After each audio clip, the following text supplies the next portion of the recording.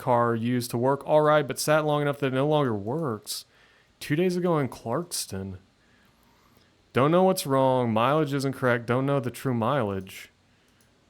I'm about to put 3 more on it. Holy shit. So, used to work all right, but sat and no longer works. 120,000 miles. The interior is nice. Panther Sphere. I already like everything about this. Mileage is not correct. Clean title. Needs to be towed. We might be going to Clarkston today. It's got some sun cracking on the dash. It's got factory radio. This is an 87? Yeah, 87. The interior is nice. It needs paint. Probably stand to be buffed. Probably needs a fuel pump, right? I've done fuel pumps in these before. Car used to work all right. I've done numerous fuel pumps in these cars before. I think I had a spare fuel pump for one of these that I was keeping in a box in my basement. And then, like, when I decided to clear out my basement, that was the one thing I threw out. And it's like, this is the one thing in my life I will never need again. All right. So we're making contact with Panther Sphere. That was a good decision. That was a good call. This is, yeah. All right. So I believe I am about to pull up on a Cressida, 1987. Is it? There we go. Oh, there's one of those little infinity cars like my grandma had. It's supposed to be on the left up here. There's supposed to be a Toyota Cressida. And it doesn't run. I can't remember what the guy said. It seemed like maybe a fuel pump or something like that. I don't have a whole lot of information about it. Body looks okay. There we go. Where do I park? Yes, Toyota Cressida. All right, so I found the Cressida. Doo-doo. That was illuminating.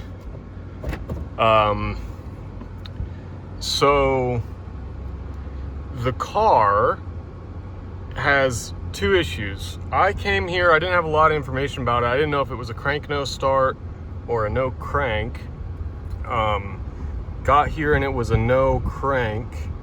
So first the battery was dead, so we ran jumper cables. Then I was getting no starter engagement. I was getting I heard the relay clicking, but no starter engagement. And so it looked like the starter was new, so I didn't think it was that. And so I started tracing the wiring. Somebody scabbed in some very bizarre wiring, signal wiring to that starter. And I traced that, and it had some bizarre splices in some places. And after fooling with those, I eventually got it to crank, but it would not start. So I got to crank no start, and then I gave it some starter fluid, and it did run. It ran for a few seconds, a couple times on starter fluid, and that was where I called it a day, because I figure at this point I know everything I need to know. It's got some ignition wiring issues that need to be fixed. It's got a fuel delivery problem that needs to be fixed. Aside from that, the body of the car is a mixed bag. It's kind of straight, maybe, but also not perfect. And the paint is maybe would shine a little with wax, but kind of needs paint. And then it's one of those deals where, you know, even if you were to clean this thing up, you would notice the fender benders and stuff that it does have, because it's got evidence of a couple of minor incidents in the body. So the body's not perfect. The interior is also a mixed bag.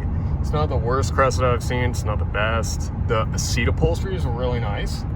On the other hand, the dashboard is really cracked and sun damaged, and so is the rear parcel shelf. That's all those Cressidas. But yeah, very mixed bag on the interior. So I'm just like, holding a bag of mixed bags here, I feel like. Yeah, I'm trying to make a decision. I haven't made a decision. I'll say that. I have not made a decision. The guy wants 15.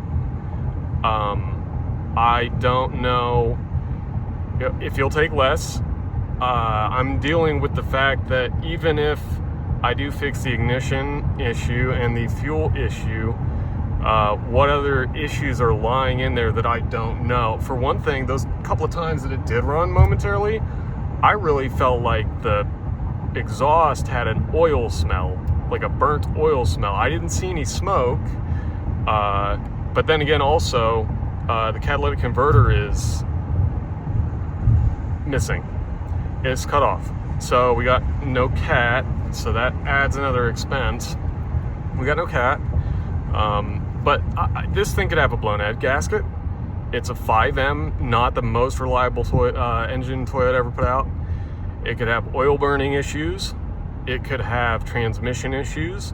I have no reason to suspect any of that, but they're all very real possibilities.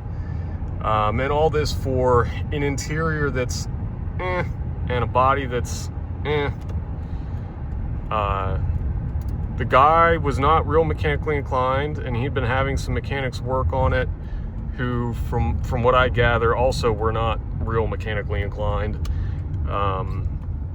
And he really wanted it to be fixed. I think through his experiences with these people who's been dealing with who haven't been able to fix it yet, he's gotten the impression that he asked me a few times in so many words, is this car fixable, like, ever? Like, in the sense that, is this even possible to fix?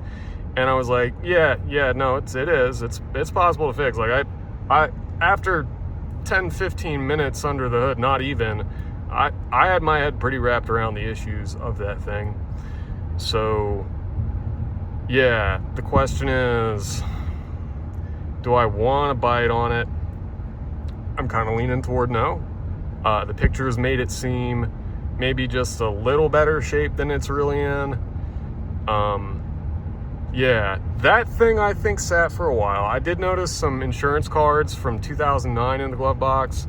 The car is from South Carolina, which is a plus. It's not a rust vehicle.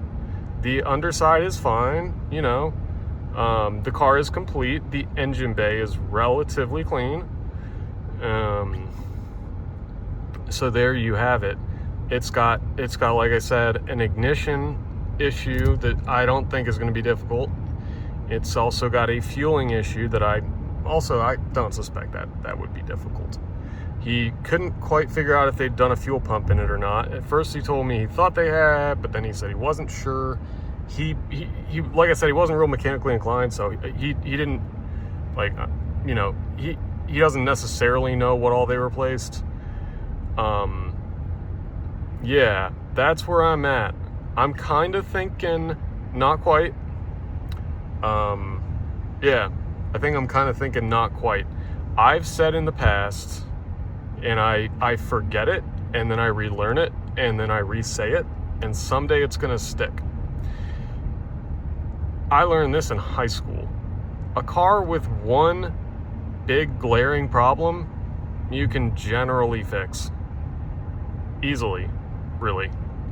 A car with a bunch of little problems, that's where you start getting into flipper hell.